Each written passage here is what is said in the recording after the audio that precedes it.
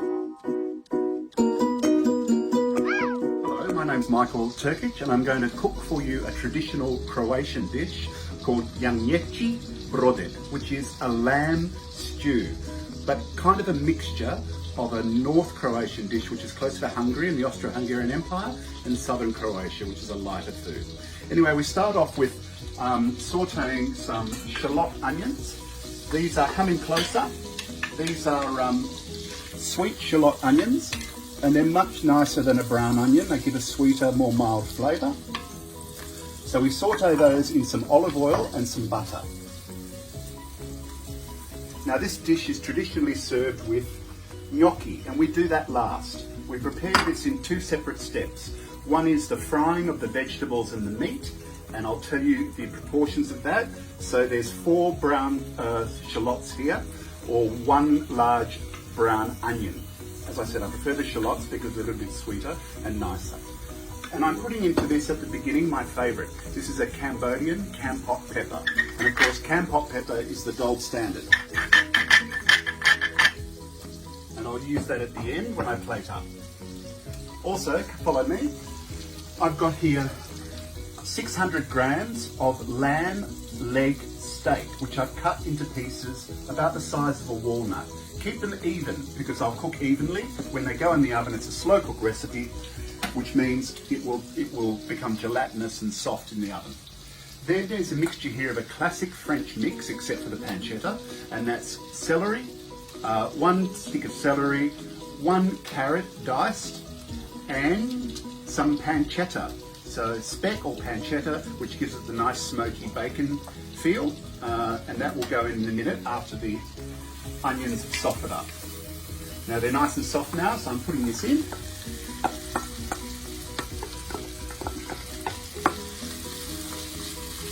And it's just, we saute this for about 5 minutes till everything turns soft.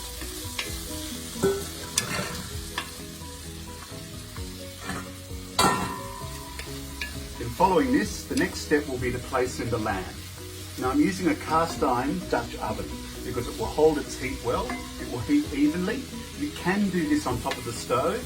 In fact, my grandmother and all of my relatives who cooked this when I was a kid and back through generations, it's a very old recipe, would cook this on top of a fire or wood stove.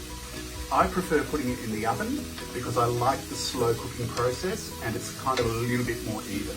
The result's basically the same. If you're doing this on top of the stove, you reduce the heat to a minimum after all the liquids are put in, put it on the lid and let it cook for 90 minutes. So it's a 90-minute cooking cycle. Same in the oven. Softening up nicely. I can smell that pancetta coming through, it gives a lovely smoky flavour. When this is finished, it'll look a little bit like a creamy carbonara. So it's a kind of very Mediterranean cross, as most Croatian food is. It's a cultural mix from southern Croatia, which is more very coastal, fresh foods, seafoods and salads, to the northern part of the country, which is the Austro-Hungarian Empire part, and that's more the wintry goulashes and stews.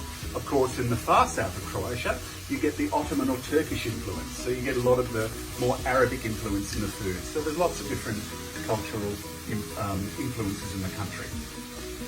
Okay, I'm going to add in the lamb now. As I said, it's 600 grams of lamb leg steak. It's got a lot, as you can see, it's got a lot of pieces of fat, and we want that. Don't trim it, because that fat will become part of the sauce. It will cook down nicely.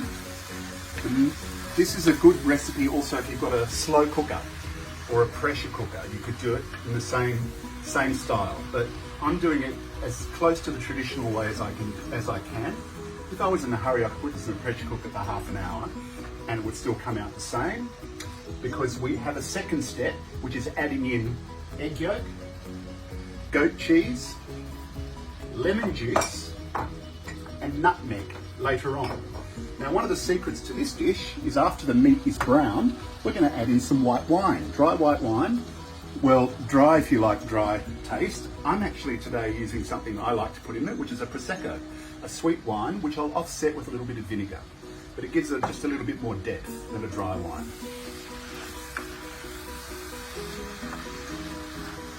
So just so the meat colours.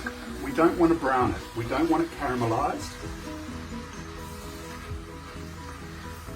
And with this dish, it's really good to prepare all your ingredients, your mise en place, your preparation of the place before, so that there's no wasting time chopping things, things are getting overcooked or neglected. Had everything chopped and prepared. It took me half an hour today, from landing from the supermarket to chopping everything up and having it ready to cook. So I'm just moving all this around, making sure it doesn't stick or it doesn't get burnt. I don't want a caramelised or burnt flavour. There's nothing worse than burnt onion or burnt meat, because the taste goes through the whole dish. It's a very subtly flavoured dish. Notice it doesn't have garlic. A lot of regional dishes are very specific in their ingredients, and so not everything has what you would call the standard Mediterranean ingredients. And you can see the French influence here with the carrot and the celery and the onion. Standard French beginnings of many dishes, many stews. Okay, so that's coloured up. I'm going to now add in the Prosecco. The meat needs to be covered, I beg your pardon. And that's about, what have we got there? That's 150 to 200 mil. I'm going to put in some water.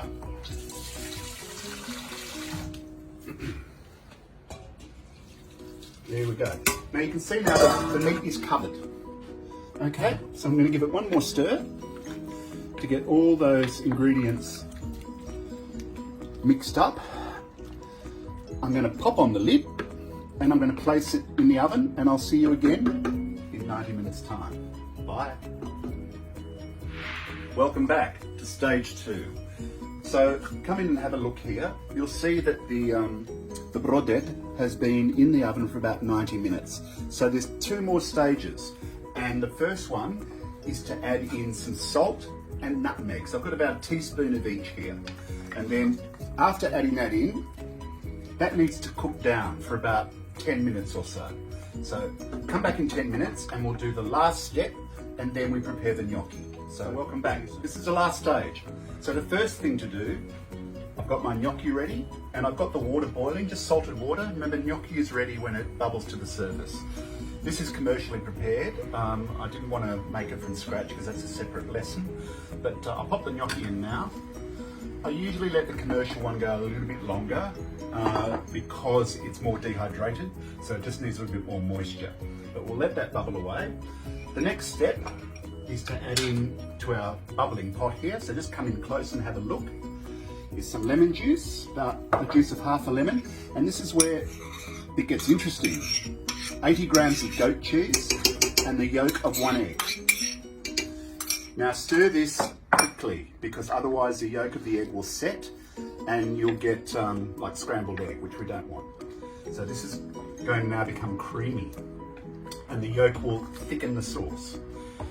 Depending on the amount of ingredients, whether you get something wrong, if it ends up being too watery, you can always add in some corn flour, reduced or mixed up with a little bit of cold water or warm water, and then add up to the sauce. So there we go. Have a look. That's going to cook up for about 10 minutes. All right.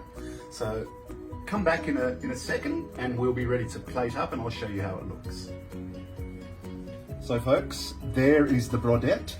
It's now got all its ingredients. It's been cooked and slightly reduced on the stove. I'm now going to plate up. I've already done the gnocchi. I don't think you need me to show you how to do that, but we're going to plate up now. So some gnocchi in the bottom of the bowl, and the brodet on the side. Oh my goodness, it looks amazing. Yum yum. And some sauce, of course. And then to finish off, just more cracked pepper, a little drizzle of olive oil, and some freshly chopped parsley with a little bit of lemon rind in it. And folks, there you have it, the first recipe on Mishka's International Kitchen, which is Croatian lamb brodet, Jagneci Brodet. See you next time.